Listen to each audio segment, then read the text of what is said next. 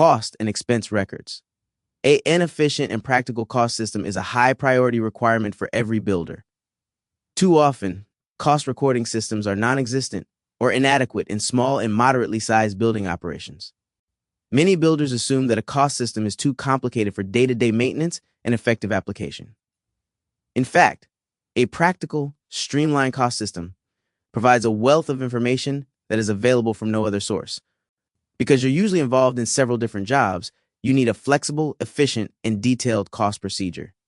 Keeping records by job can be efficient and precise, or it can be time-consuming, uninformative, and a complete waste of effort.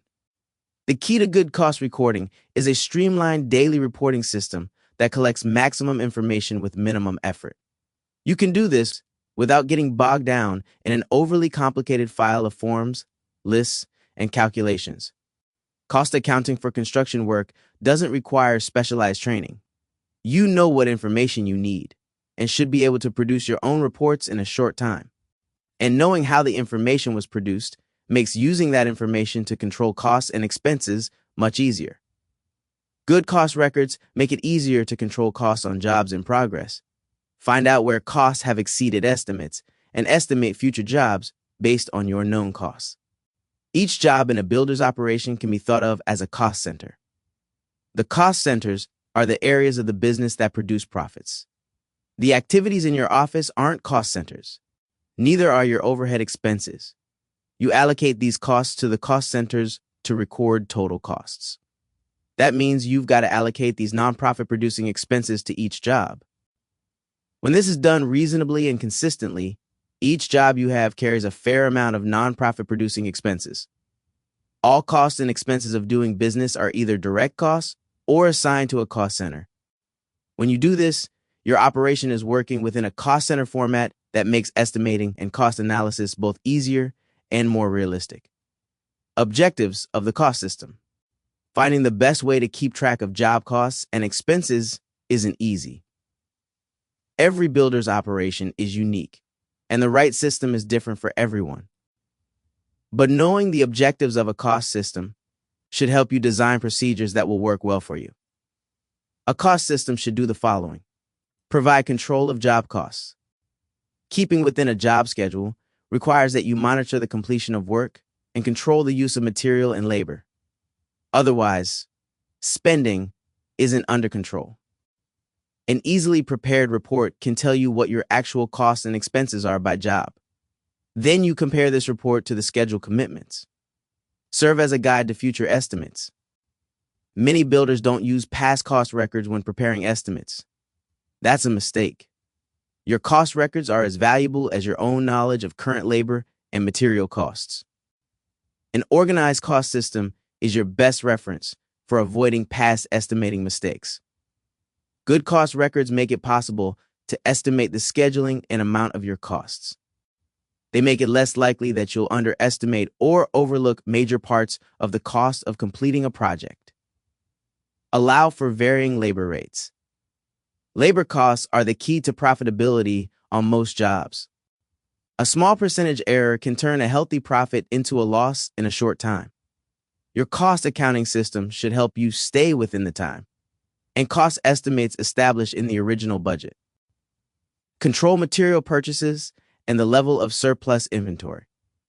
Your cost system should help you control the timing of material use. You have a large investment in materials on most jobs. Material use should be checked by job on a regular basis.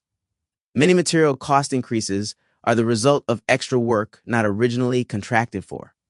Work you should be paid extra for if you note the extra cost and time and discuss it with the owner promptly. Judge the quality of job force productivity. Labor productivity can be evaluated from the time required to complete each phase of a job.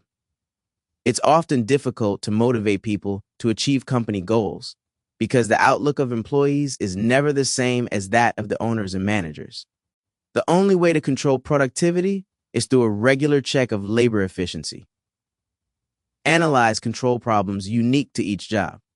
Even though every project is special and no two are identical, a cost control system can work for every builder. Many contractors believe that their costs in a modest operation can't be controlled because every project is different. An effective system will help you identify and control the differences between jobs. Identify overruns promptly so corrective action is possible. A procedure that tells you that you had cost overruns last month or even last week is of little value. One that flags problems as they arise can be a real money saver, justifying the investment of time and effort required. You should be willing to make cost control one of your primary functions. Managing the day-to-day costs of your projects gives you 1. Direct involvement in your projects. 2. A means for controlling costs. 3. A growing familiarity with present and future cost requirements of your jobs. An efficient cost system is based on summary reports that are simple to maintain, yet highly informative. Design your reports to conform to the bookkeeping system you use. This will help you avoid duplication of effort. The information has to be timely. It must be analyzed promptly before expenses get away from the schedule established for the job. Figure 15%-1 shows the form used each month by Johnson Construction Company to record costs for 5 jobs during the month. These costs are recorded as deferred debits. Detailed job costs and expenses come from the job cost card, which is explained in detail in Chapter 16. The worksheet shown in Figure 15%-1 is used to summarize the current month's total costs and expenses by job and to provide support for the balance sheet account that accumulates deferrals. General expenses which don't apply directly to jobs are allocated among the jobs in progress, and a fast method for applying deferral totals to a large number of general expense accounts is explained in Chapter 16. A scheduling costs and expenses. Your estimate is your budget for scheduling costs and expenses over the life of each job. The construction budget and schedule of costs are your guide to controlling job costs. Figure 15-1 worksheet for cost and expense deferrals by job. Figure 15-2 shows headings for 5 forms that help you record and document costs and expenses on a job. Break the job into phases, defining each part carefully for your reference. If you have a clear division for each phase of the job, you should have no trouble dividing your costs into distinct phases. The form Total Costs and Expenses in Figure 152 includes a column for a revised estimate. This estimate should be revised on a regular basis to keep your deferrals current. Otherwise, the amount of deferral will be off by the cost or expense variance. If deferrals are off, your financial statement is inaccurate. Revising the estimate will help you forecast eventual profits and losses. Performance standards. One of your most difficult, but also most rewarding tasks is to interpret the information this cost system provides. For example, if it looks like labor will cost more than estimated, can you determine where the higher costs are originating and what should be done to bring costs into line? The degree of control you have is measured by your ability to act on useful information. Control means changing the course of events from what would normally occur to what you. Figure 15%-25 forms for scheduling costs and expenses. Labor performance standards. Figure 15-3 labor performance standards. Want to occur. Your system is a tool only if you use it to exercise control. Setting performance standards is one way to control costs. Assume you believe that the cost of labor on one job is likely to be higher than expected. To reverse that trend, you could establish a performance standard for the completion of each part of the project. A performance standard for direct labor is measured in hours. Figure 15%-3 is a ratio analysis of direct labor. It compares actual time to a standard or estimated time. The standard for each phase of each project is the amount of time in which a particular task should normally be completed. A comparison, such as that done in Figure 15%-3, will help you locate problem areas. Then you can take steps to correct the problem. It may be that you have a less experienced crew doing fairly difficult work. Perhaps your crew size is too large, or your crew leaders aren't organizing the work well. Whatever the cause, the cost-conscious builder will try to bring the costs back into the range of the standard. Control of deferred costs. Income deferral accounts were discussed in Chapter 2. Under percentage of completion and completed contract accounting systems, income is deferred until the time comes to recognize it. Your records of costs and expenses are largely lists of deferred debits. Percentage of completion billings are partially deferred to the extent that billings exceed earned income. For example, a 50% billing on a job only 40% complete would require a deferral of 10%. Under the completed contract method, all income is deferred until completion of the job. The same rules apply for cost recording on your projects. Only the costs and expenses to be recognized are shown on a statement of income. All others are deferred. It should be easy to find the amount to defer. The contract price and the partial billings to date are exact amounts. But with costs and expenses, the amount to be realized and the amount to be deferred depends on the accuracy of the original estimate and your estimate of the work completed. For that reason, your cost recording system must be able to handle the deferral of costs and expenses. In a well-controlled procedure, you can relate costs and expenses to income to see that the work is progressing as assumed in the estimate. If you can stay within your estimate, deferrals of costs and expenses can be based on your estimated totals. However, when there are variations from the estimated totals, you have to adjust the total to find the deferred amount. You find the amount to be deferred by comparing actual costs and expenses to estimated totals each month. When variances show up, revise the original estimate to forecast a new actual cost and expense total. You may find that totals for some jobs are constantly revised as the job progresses. Following costs like this keeps you on top of the progress on your jobs and the profit you expect. It also lays the foundation for better estimating in the future. Deferred income is neither a current nor a long-term liability. It's a deferred credit, a third distinct classification on the operations balance sheet. Like income, costs and expenses are neither current nor long-term. They form a separate balance sheet classification found in few areas other than the construction industry. This classification is called deferred debits. Many builders include these deferrals as current assets. In practice, however, they're not available in the current period like other current assets, such as cash, accounts receivable, and inventories.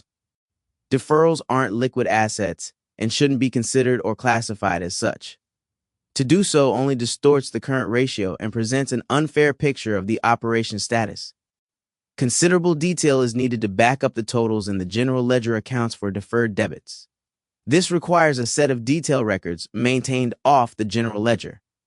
The general ledger isn't the place to include analyses of accounts, only summaries.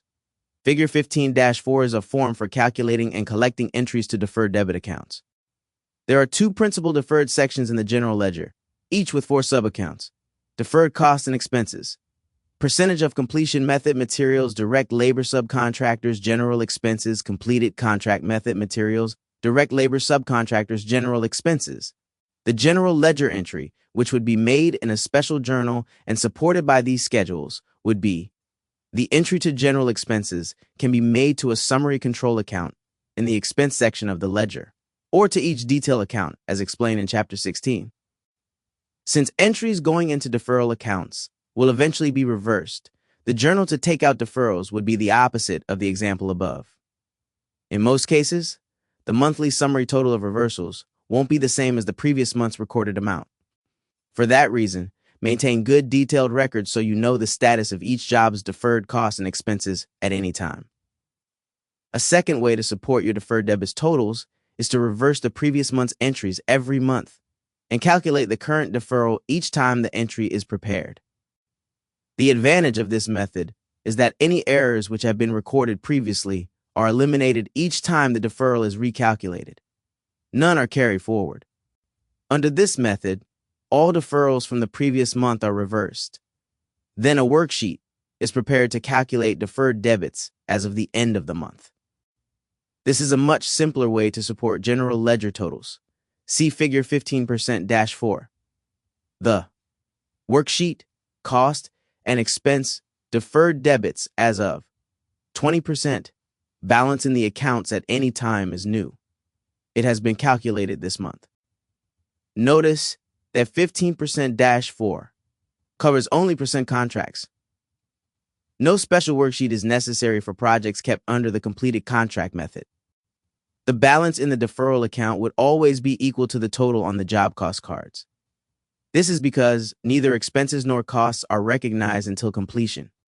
It's obvious that bookkeeping under the completed contract method is much simpler because less calculating is required. It takes less time, and you maintain more control. A third method of handling deferred costs and expenses for percentage of completion jobs is to post all costs into the deferral account and remove an SDA, mated percentage, each month. The percentage to be removed is equal to the estimated percentage of completion, excluding costs, which exceed the budget for any category. Because costs and expenses can vary from the original estimate, this third method isn't always as accurate as it might seem. Problems of cost allocation. The trick to cost accounting is achieving accuracy and being able to provide yourself with information that's both revealing and useful. You need to effectively control job costs, which means monitoring costs to avoid overruns and ensure profit within the forecast and schedule for each job. And that's no easy task. A slight schedule delay or cost surprise can make a large part of your profit disappear. Control is essential. There are two major problems that occur in many cost systems. First, the system becomes overly complex and takes too much time. And second, in an effort to make it comprehensive, the cost system becomes too broad and ends up revealing no real information. This happens when people try to allocate items that simply can't be allocated. Direct costs should be carefully monitored and assigned to the proper job, and regularly compared with the estimate that served as the basis for your original cost summary. Only by following and comparing carefully can you expect to really control costs and identify trouble areas before they become disasters. To some degree, there are general expenses you can assign to jobs accurately. However, the more you attempt to allocate overhead expenses, the more trouble you create for yourself, because your entire cost analysis system will become less reliable. Specific expenses in certain situations might contribute to a particular job's cost. For example, a long-distance job might account for exceptionally high auto, truck, and telephone expenses. Remember, your general expenses exist at a certain level whether you work a particular job or not. So it makes absolutely no sense to try and allocate everything to your profit and loss by job. You do need to assign an overhead expense to each job, but it's usually a predetermined percentage or some other similar set amount. And that's the key. You base that amount on an average figured from your past year's expenses. As a general rule, overhead tends to run at predictable percentages of above-the-line results. Because the volume of overhead is most likely to be reflected in a corresponding change in direct labor, it makes sense to assign overhead to each job on the allocation of direct labor costs. That's most easily done on the basis of hours rather than on dollar amounts. Thus, as activity picks up on one job and falls off on another, the degree of overhead assigned to each job will reflect the change in a logical way. If you consider that overhead is not attributed directly by job, this method makes more sense than any alternatives.